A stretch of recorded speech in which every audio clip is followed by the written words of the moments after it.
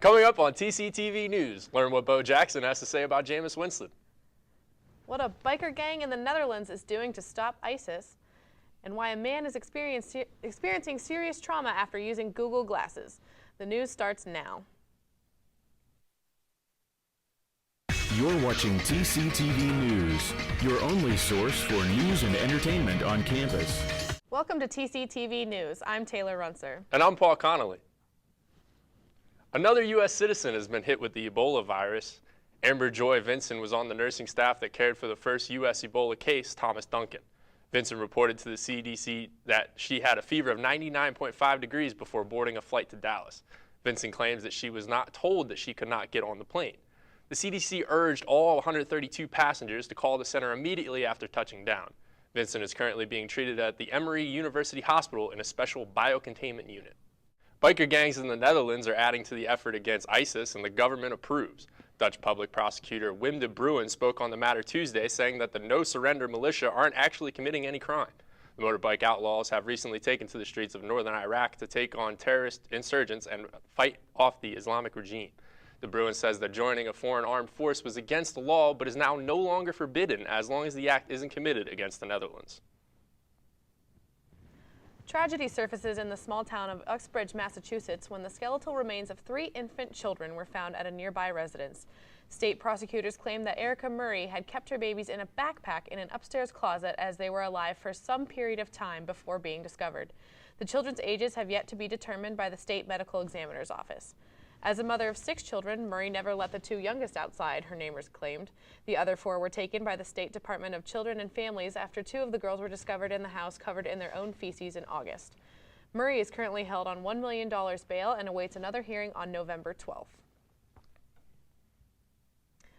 A central Pennsylvania man was charged with child endangerment Tuesday after police claimed that a 9-year-old child residing with him died of an apparent drug overdose. A family member of the friend's mother, 58-year-old Victor Hare III, left the young boy stay overnight at his mother after his mother told him that her child had a history with drugs and alcohol. Police say Hare left drugs and alcohol around the house and made it readily available despite the boy's past and discovered him going into cardiac arrest. The police determined that the boy had overdosed on oxycodone after his stepbrother ignored Hare's pleas to wait patiently and called 911. Hare is currently held on bail at $290,000. A 31-year-old enlisted service member recently checked himself into the U.S. Navy Substance Abuse Rehabilitation Program. Unexpectedly, he began suffering withdrawal from the 35-day program. The man wore the Google Glass device 18 hours a day for 2 straight months testing the new technology. He noted that the withdrawal from glass was much worse than withdrawing from alcohol. Doctors said he became irritable, had trouble focusing, and even repeatedly placed his index finger to his face as to turn on the device. They said that people in his generation will experience more elevated addiction to our devices and technology in the near future. Just last week, hackers obtained numerous Snapchat images, usernames, and passwords for cloud services and then posted them on the website Pastebin on Monday. A member of Pastebin commented that almost 7 million accounts were hacked and are waiting to be published to the internet. Dropbox security engineer Anton Midigayan explained in a blog post on the company's website that your stuff is safe. The usernames and passwords referenced in that post were stolen from unrelated services. These attempts to target Dropbox this week put consumers on alert to tighten up their password security. Currently, there are 10 states averaging just below the $3 mark for gasoline. However, cheap gas isn't just limited to the handful of states. Crude oil prices are falling due to the increased oil production within the United States and Saudi Arabia. Despite the major issues of ISIS fighting in Syria and Iraq, as well as the Ebola outbreak, the prices still continue to drop for oil. Nationwide, the average is $3.19 a gallon. It's set up to dip below $3 for the first time in 4 years. In the past month, prices around the nation have dropped at least 20 cents. Ladies and gentlemen, it's time to buy that Hummer you've always wanted. Weeks into its air campaign against Islamic State militants, the Pentagon has announced a name for the operation: Inherent Resolve.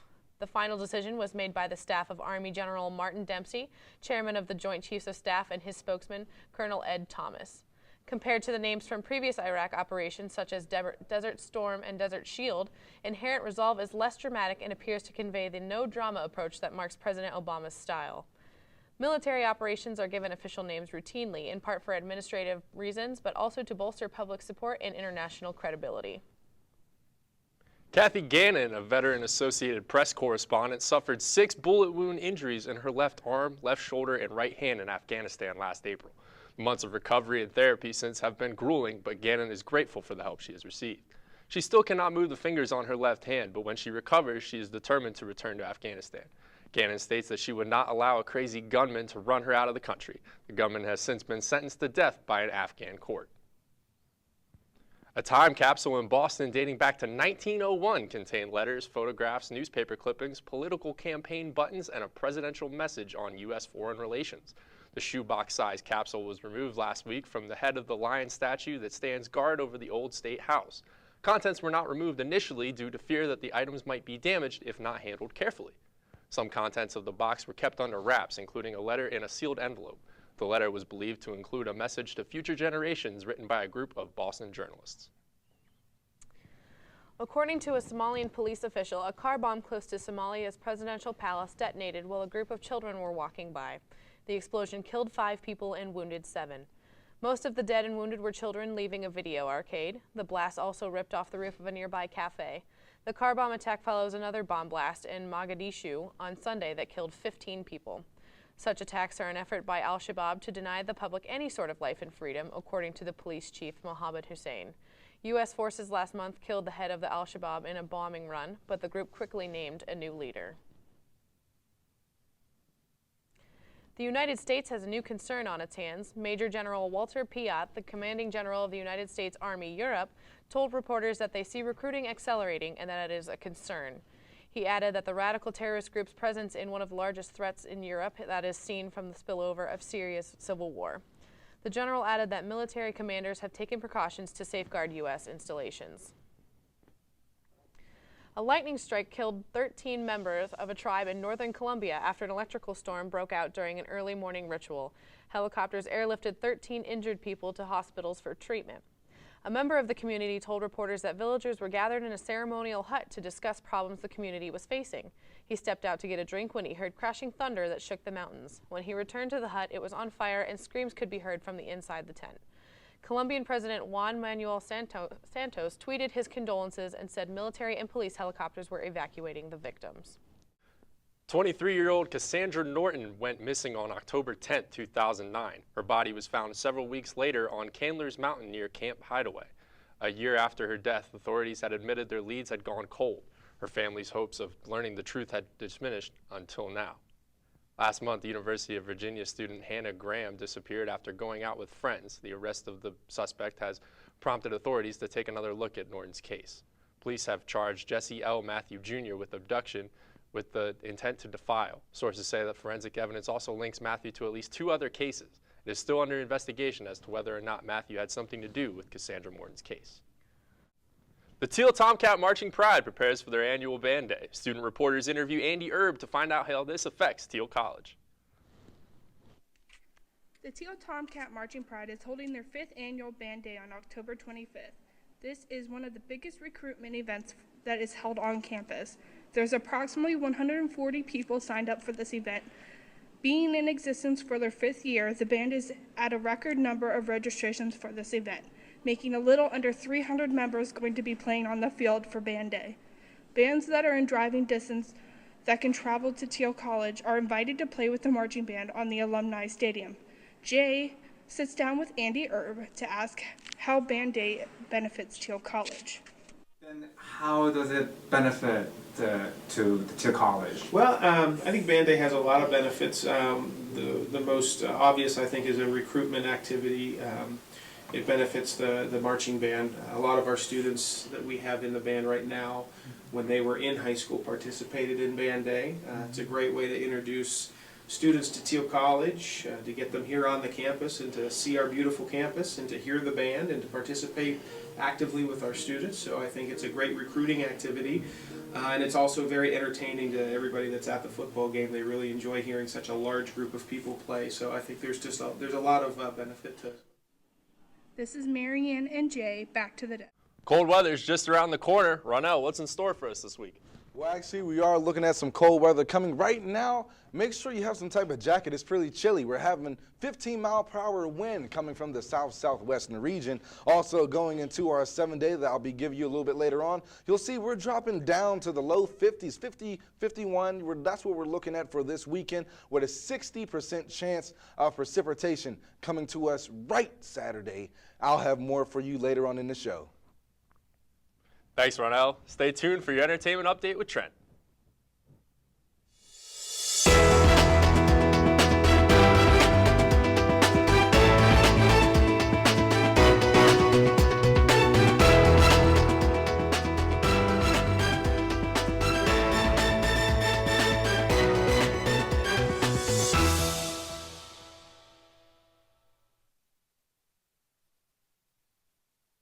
Hi, I'm Trent Kiesling, and welcome to TCTV Entertainment.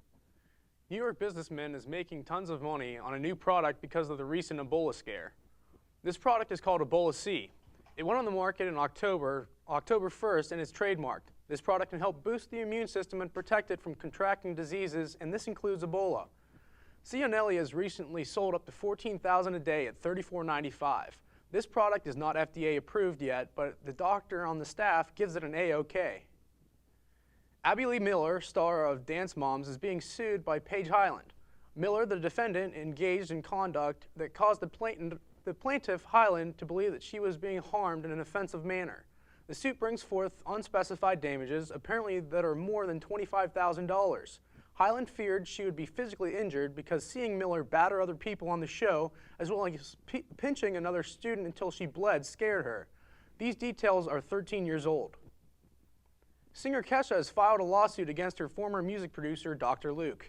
She is alleging that she sexually, physically, verbally, and emotionally abused her over the past 10 years, putting the star's life in danger. The singer claims he forced her to take drugs and alcohol in order to take advantage of her sexually. Kesha also alleges that he insulted her and had led her to suffering from bulimia. Shia LaBeouf is finally telling the full story on how he got arrested at a Broadway production of Cabaret, and it is worth every minute. During Jimmy Kimmel Live on Monday, the actor recounted one of the low points that he has been through in the rough year. In June, he was arrested for refusing to leave a theatrical performance when asked, for creating unreasonable noise, using obscene language outside of Studio 54, and spitting at a police officer in Midtown North Police Precinct. Since his arrest, LaBeouf has agreed to a plea deal that includes the stipulation that he can continue to receive treatment for alcohol addiction. Facebook and Apple will pay female employees to freeze their eggs. The reason? Well, a woman's fertility peaks in her 20s according to WebMD, and typically starts to decline more quickly around the age of 31.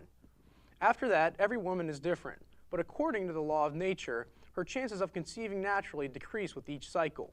Oftentimes, a woman in her 30s or 40s is at a point in her career where her career is just beginning to flourish, and she is faced with a choice. These two major corporations do not want their female employees to have to choose. This can change their family and career planning in the future. Hey Friends fans, this isn't a drill.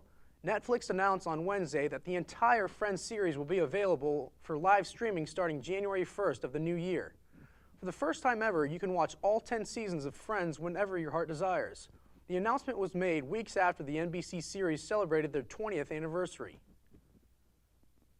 Jennifer Garner might be prim and proper A-list actor, but back in the day, she enjoyed stripping down.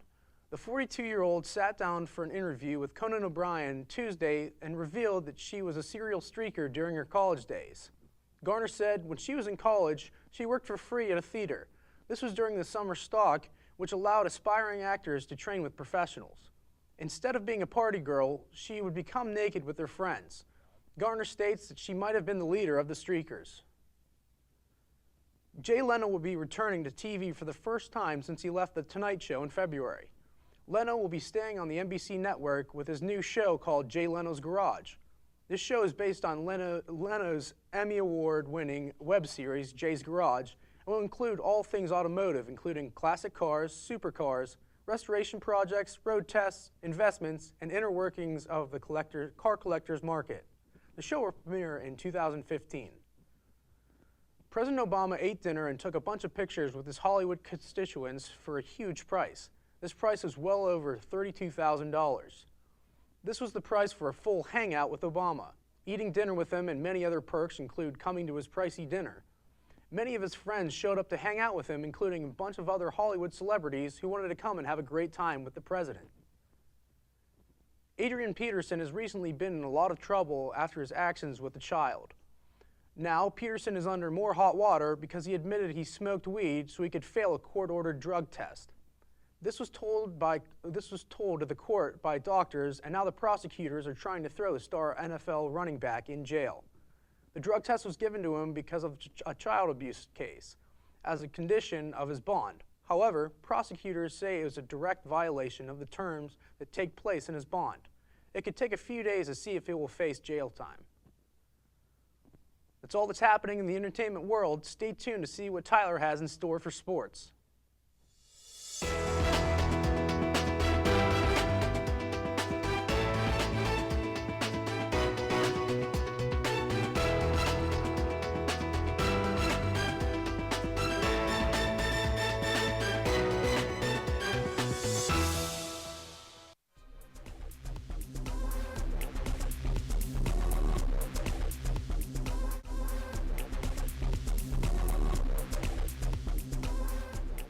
Hello, I'm Tyler Buffington, and welcome to this edition of TCTV Sports.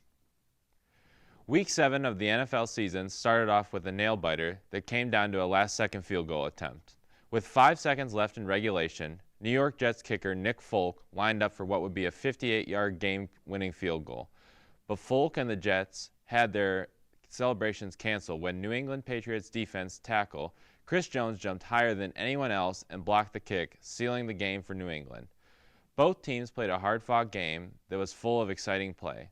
Tom Brady finished with 261 yards passing and 3 touchdowns, while Geno Smith finished with 226 yards passing and a touchdown. If there is one person in the world of sports that you should listen to when he is giving you advice on life, it is Bo Jackson. But Jameis Winston doesn't seem to want to take any of the advice that Bo gave him. When Bo Jackson was interviewed on the Jim Rome Show on Tuesday, he talked about how Winston is ignoring all of his advice while he continues to get a bad rep across the college football world. Bo Jackson was quoted on the Jim Rome Show saying, "I really don't know who is giving this young man guidance." Winston and the number 2 Florida State Seminoles face the Fighting Irish of Notre Dame tomorrow night in Tallahassee.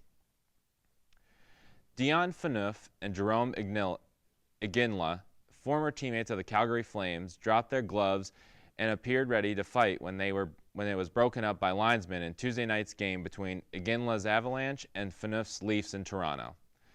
The potential scrap came just after Phaneuf lined up for Iginla for a big hit as the Colorado forward carried the puck over the Leafs' blue line.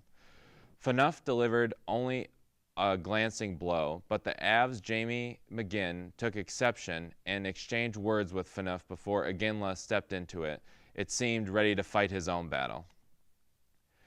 Shanghai Masters winner Roger Federer was so rusty in his first match back this week after a month-long break that he was close to packing his bags and heading home early. The Swiss star had racked up 57 unforced errors against Leonardo Mayer in the second round and fought off of 5 match points before pulling through well after midnight. 4 days after his narrow escape, however, he captured his 4th title of the year with a 7-6 and 7-6 win in both matches over France's Gilles Simon in Sunday's final. The wildcard Giants finally got a bunt down, and then the base running became a breeze. San Francisco Giants earned another October win over the Cardinals 5-4 on Tuesday. The Giants had a 4-3 lead before Randall Grinchuk hit a tying home run with 1 out in the 7th, chasing Hudson. This San Francisco walk-off win came 12 years to the day after Kenny Lofton's single in the 9th inning, ending in the 2002 NLCS against the Cardinals that sent the San Francisco Giants to the World Series. The Giants will now face off with the Kansas City Royals in the World Series, where the Royals have not been in nearly 30 years. Golf champion Graham McDowell and Victor Dubuisson began the World Match Play Championship with comfortable wins on Wednesday. McDowell beat Alexander Levy by 3-2, and Dubuisson won Pablo Larabazi by the same score in the first of three group matches at the London club in southeast England. McDowell and Dubuisson both won their foursome matches in Glen Eagles, both carry good form to the London club, celebrating its 50th anniversary of World Match Play.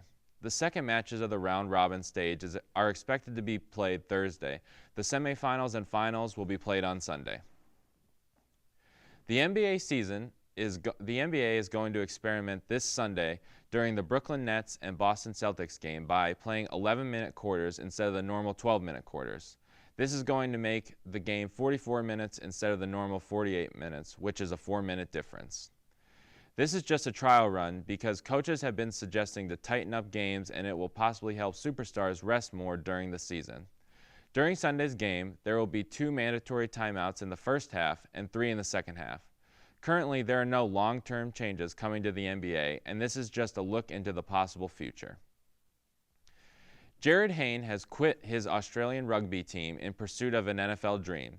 Hayne, who's 26, has been a superstar in the National Rugby League and has won the Dally M Medal twice, which is the highest individual accolade in the National Rugby League. He has been thinking about taking a shot at the NFL for the past 2 years and has finally decided to give it a chance. With Hayne's size, he could play a variety of positions and be a big help if the transition from rugby to football is smooth. He has visited the Super Bowl champion Seattle Seahawks in September, but currently he is not signed with any team. Well, that's all we have for TCTV Sports. When we come back, Ron L. Hunt will have the weather, letting us know what the weekend's going to be like. So stay tuned.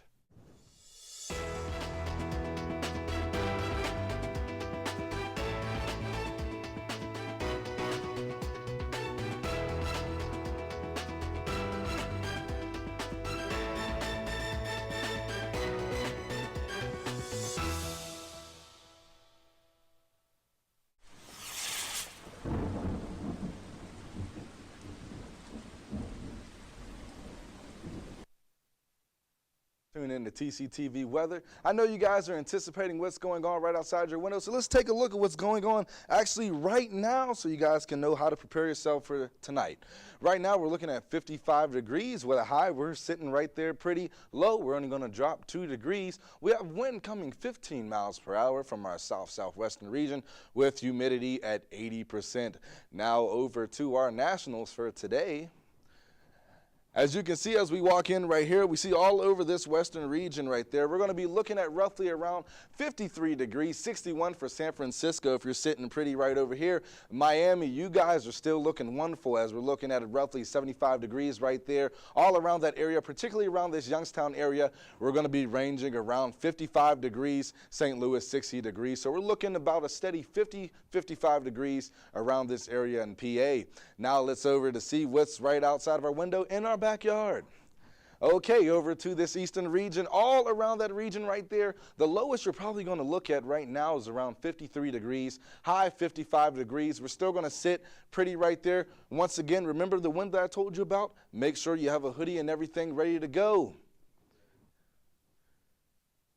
Okay, over to our 7-day forecast. Right now, Friday, now we're saying we might be able to jump up to 60 degrees, low of 48, moving on right on into our weekends. Saturdays and Sundays, partly cloudy, 60% chance of precipitation on Saturday, ranging on into the beginning of next week. We're going to go up a little bit in temperatures, 5 degrees up, high 55, 52, rolling right on into Wednesday and Thursday, 53, 57 degrees, ending with a chilling, slightly freezing 37 degrees as our low. That's it for TCTV Weather. Back to you guys at the desk.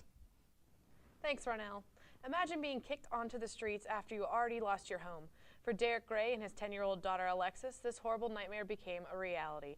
Gray and his daughter were kicked out of the homeless shelter they had been staying in after an altercation occurred. The father had nowhere to turn and nowhere to go until they met a woman who changed that for them.